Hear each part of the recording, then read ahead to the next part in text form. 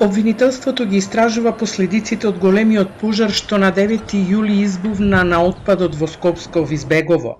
Во предистражната постапка се вклучени стручни лица од повеќе области, меѓу кои и армиски експерти за атомско-биолошка и хемиска одбрана.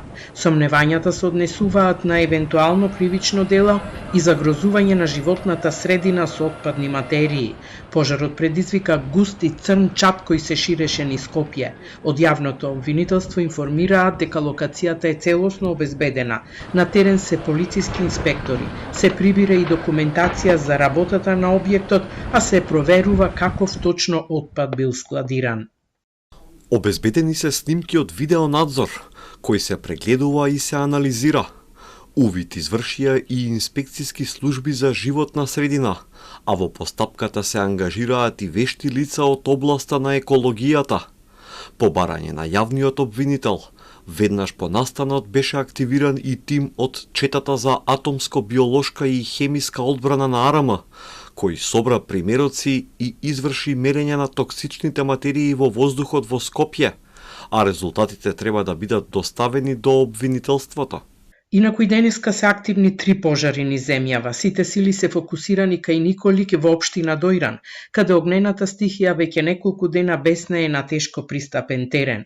Во гаснењето учествуваат пожарникари од Валандово и Струмица, екипи од национални шуми, а од утрово ангажирани се и 4 теренски возила Пинцгауер на Дирекцијата за заштита и спасување и 3 воздухоплови на армијата и полицијата.